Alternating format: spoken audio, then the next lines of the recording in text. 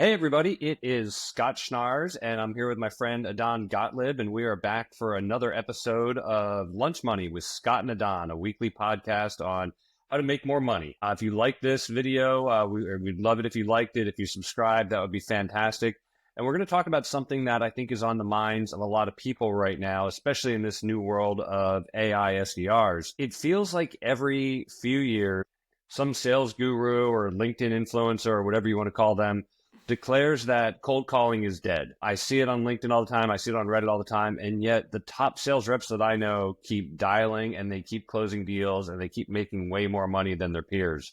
So what we want to talk about today is like, really, what's the deal with that? Is cold calling actually dead, or are people just really bad at it? From a personal anecdotal standpoint, I've got two clients that I'm working with right now, and I'm actually cold calling a little bit for both of them. And I can assure you that cold calling actually works. We're getting appointments set. We're getting deals done out of that. It's awesome. My daughter works at ADP. She spends a ton of time cold calling and is getting deals out of it as well. So I want to call out the misconception that I don't think that either of us think that cold calling is dead, but certainly bad cold calling is. And a big part of the problem is that reps just aren't trained properly, and they make bad cold call after bad cold call after bad cold call, and it feels like an outdated strategy. So my question is thus, and I'll ask Don, based on that, do you think that cold calling is dead?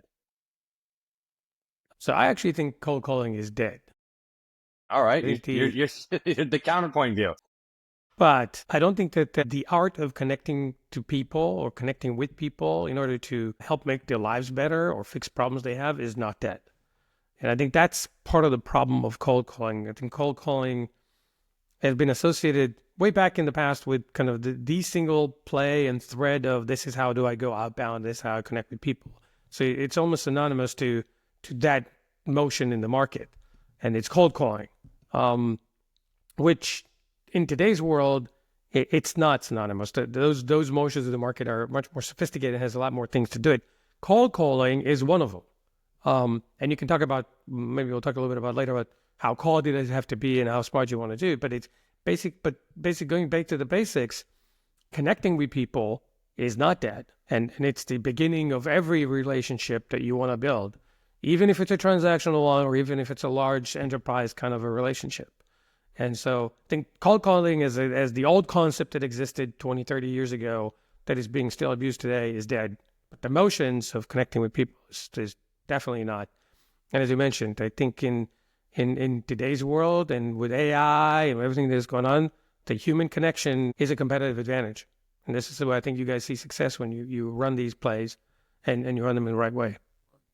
Do you think that the math still works? Like when we were coming up, it was like, oh, you can make 100 dials, you connect with 10 people, you get a couple of deals closed. I don't know if email necessarily has that kind of math. What are you seeing out in the market right now regarding that kind of traditional cold calling math?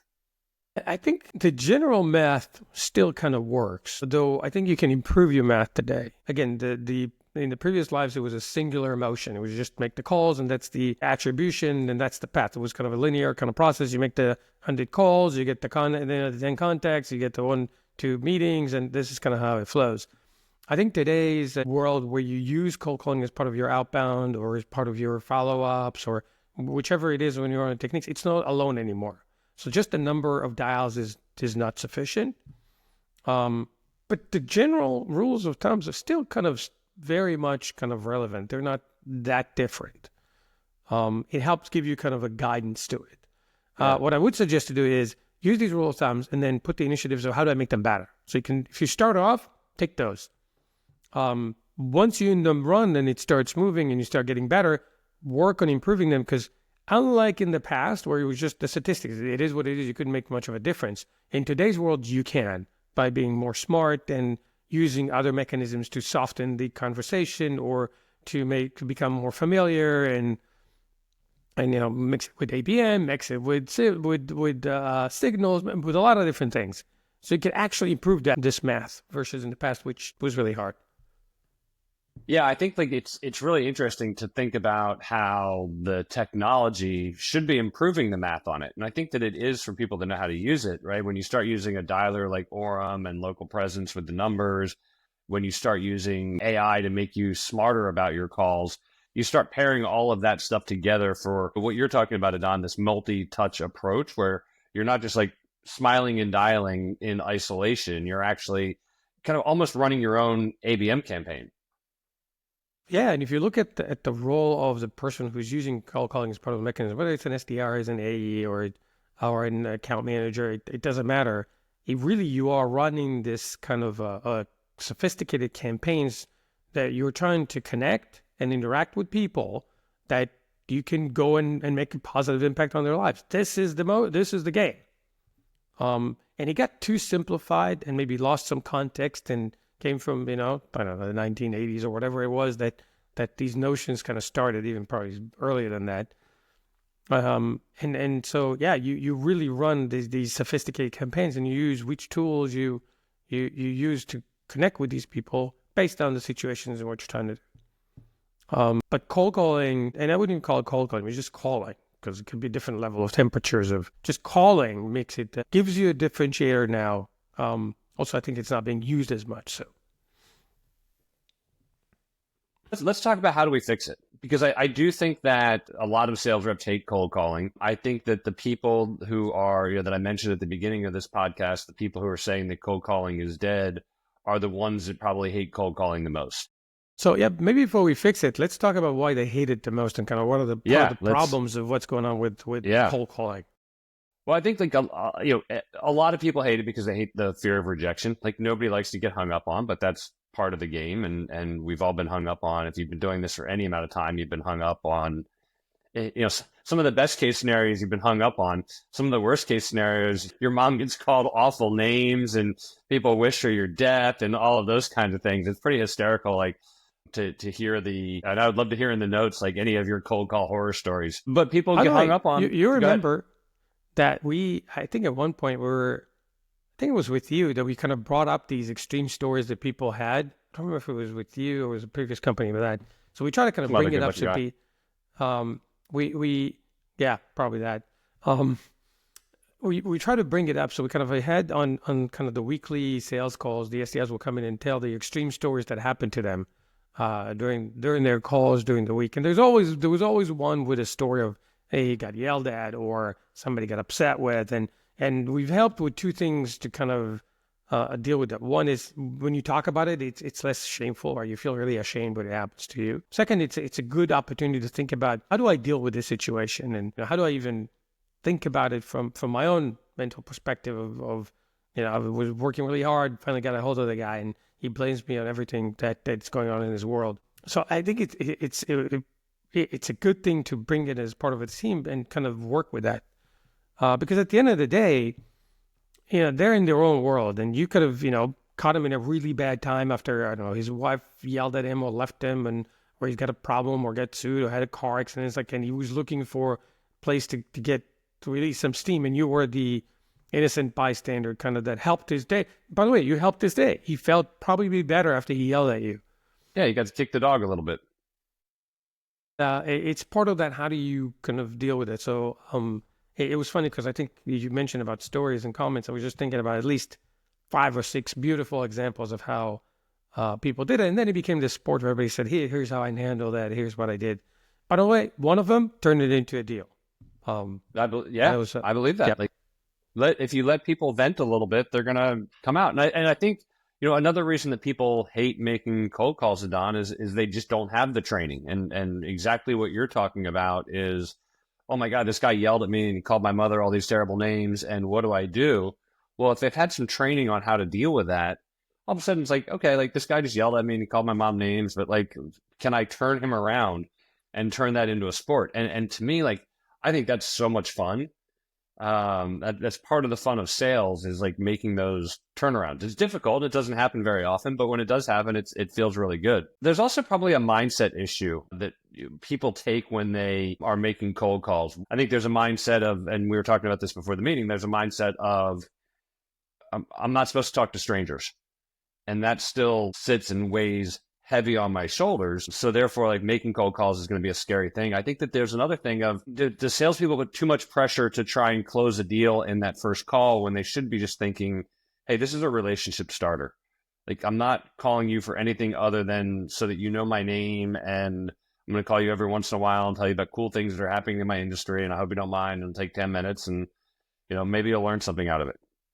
And if you take maybe a softer approach to that, it puts you in a mindset of like, okay, this is a little bit easier to do because I've got something of value that I can give instead of just trying to book an appointment.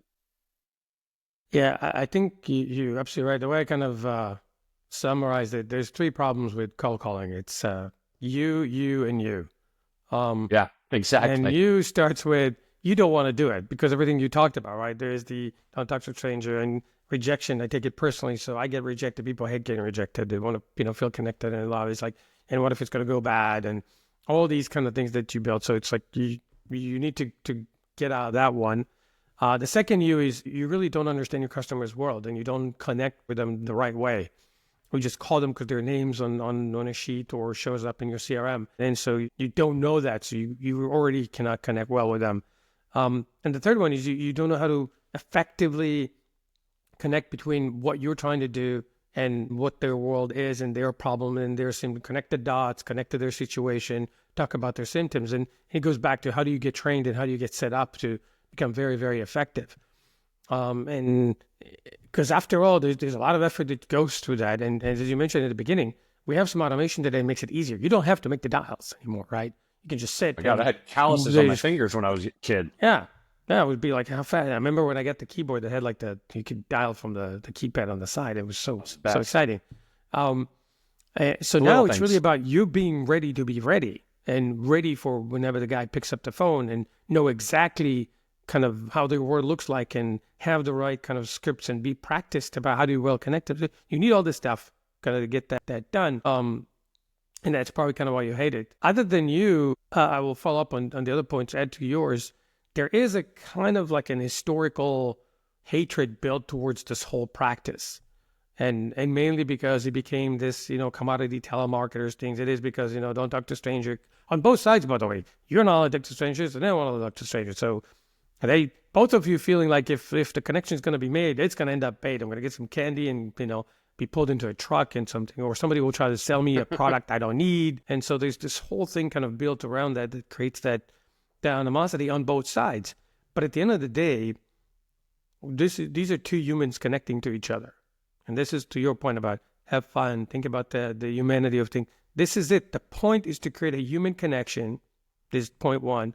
Point two is understand where they're really at in their buying journey so you could be a valuable asset for them as they go through it. There's no, I'm trying to sell you something you don't need. I wouldn't have called you probably if I didn't think you needed it. Now we're a little more sophistication. It's not I'm opening the phone book and calling one by one, right? We went through probably some kind of an ICP exercise. So I have an hypothesis that I could make a positive impact on your world. That's why I'm calling you. So there's all these things you can soften up where you are at and don't feel so harsh about that before you call people so you can be in a better state. And then it's two humans and your state will influence their state. But we'll talk about the solution in a minute. But I just wanted to wrap on your point. I said the problem comes from this overall how we feel about this, and then you and you. You're not ready. You've not practiced. You've not built exactly how you connect the dots. And now you throw both of you and the guy who answers the phone in this mix, and now you have to try to deal with it. And that's why it's messy. So the fixes, if I'm hearing what we're saying correctly, is design better training, right? Don't give them a script because the worst is, hey, Edan, it's Scott calling from XYZ Corporation, and I'm calling you because of blah, blah, blah, blah, blah. Like, that just sounds awful when you pick up the phone and call somebody. The reason for my call is that I wanted to sell you stuff that you don't want. Yes. Right. Yeah. And I think if you give somebody a framework and kind of help coach them, but let them have their own personality, you're going to build those relationships faster. I think you and I have talked about, I think in every single episode of Lunch Money that we've done, Edan, we've talked about practice and the importance of practice. And I don't think that enough salespeople or SDRs practice their cold calling game or do role playing with their peers. They just think they can get on the phone and wing it. And, if you just, I'm going to practice with my friend for 10 minutes before, at the beginning of every day. It will go a million miles on that. And I think, getting the you out of your brain is such a good piece of feedback there, and make it them. And that'll go a long way to forming that stronger connection. And to follow up on practice, there's a lot of AI stuff you can practice today, but you can go basics. I used to call myself and leave myself voicemails just to hear how well do I do it. And I would that is hundreds of voicemails. Great practice. Because there's no bigger critic than yourselves on yourself.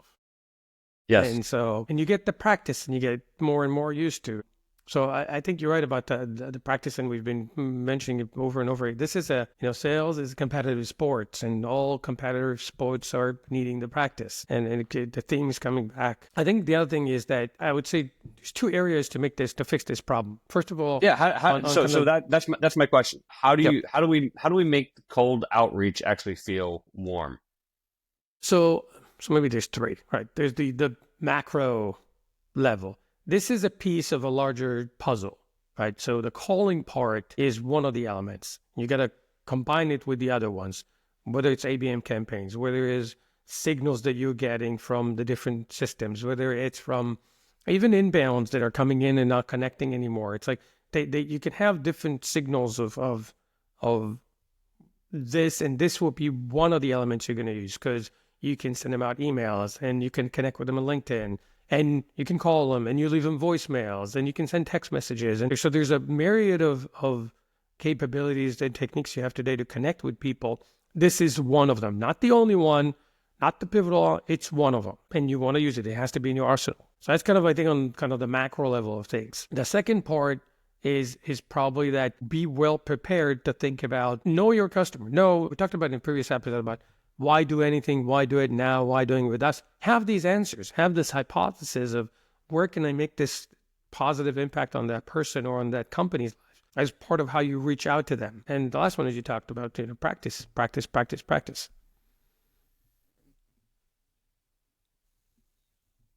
Very easy, very simple. Yeah.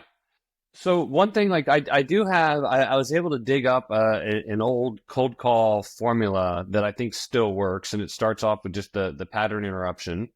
Hey, Don, I know I caught you at a bad time. Do you have a couple of seconds to chat about something? Most people are going to say yes to that because it's only, it becomes very short. And I've even had sellers that work for me say, like, you can start the timer now. I need 30 seconds of your time. And like that it resets the expectations. Then you get into something relevant about, hey, like we work with companies like yours to do X.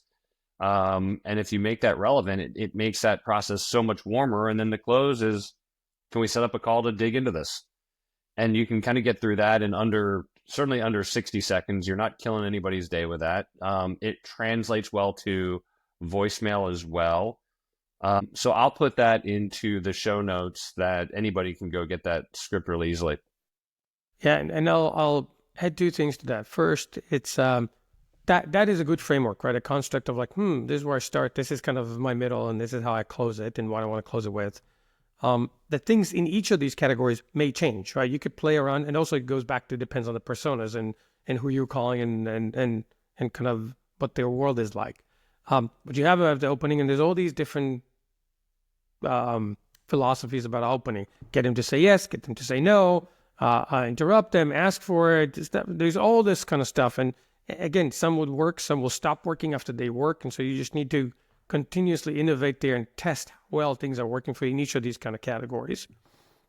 The second thing I'll say is that you mentioned voicemail. This is a great thing. Practice on the voicemail, right? Can I do it in 60 seconds? Because this is what you got. And by the way, the whole psyche of this, the cold connecting exercises, you earn your seconds as you go along, right? Your first probably 3 to 5 seconds earn you to get to the 10-second mark, earns you to get to the 20, 25-second mark. So you got to kind of build this and see that it builds into that. And the last one I say is about the core of what you need to have something valuable. Right? You need to have something you can come in and say, hey, and again, it goes to the text. I don't have to say, I'm calling you for the reason of this. You can say, I called you because I saw, your website is really, really slow. And we have a way to make it faster. So if you're interested, you can go to our website and check it. If not, or if you're interested, you can go to check the website, or I'll send you an email as well with some information. You don't have to take notes, or you can just call me back if you want. Talk to you later. It could be as short, as crisp. Build around these things, but have something, right? Your website is slow. I can fix it. Right? Figure out these things that will be valuable for your customers. Make a positive impact on their world. So I think the point is, good framework, different. You can play around with what happens in each of the piece. What is your next step? Do I want a meeting? Do I just want to understand where they are in the buying cycle? Do I want to have them look at things? Again, figure out your things, play with them, but have that framework. It will allow you to innovate much better and figure out what's working and what's not working. Love it. Love it. This is good stuff. I think in closing, cold calling clearly isn't dead. Like it's working, but it is evolving. And I think, what we discussed today are the reps that adapt and use research and try not to sound too robotic are the ones who keep winning. I think that the next time you hear somebody say that cold calling is dead, just keep on dialing. Or And maybe you should say or cold calling is dead, but calling is not. So that's a good point too. Hmm. All right, so here's the takeaways. Calling still works. Bad cold calling is dead. Yes. Let's iterate on that. I think like the one thing that's really important is like this is about starting conversations. This isn't about pitching. You're not going to close a deal on a cold call like that. Those days are long gone, especially if you're in any kind of enterprise deal. So what you want to do is just start a conversation. Reps have to have better training. If you're a sales leader and you're not training your reps on how to do this, if you're not helping them with the mindset shifts, if you're not giving them the multi-channel approaches, they're probably not going to do too well. So I think you take those three things and you combine them together and you're going to have a really effective team that's doing a lot more than just hit and send on an email blast. Yeah, I think so. It's a great tool and you got to master it and then it'll be great for you. If you've had success with cold calling, or if you do actually think that it's dead, we would love to hear it. So drop us a comment, shoot us a message, or would love to hear what you're thinking about in this regard. So with that, we're going to close out another episode of Lunch Money. If you like this, would love a subscription to this, and we will see you in a week. Thanks so much, Don.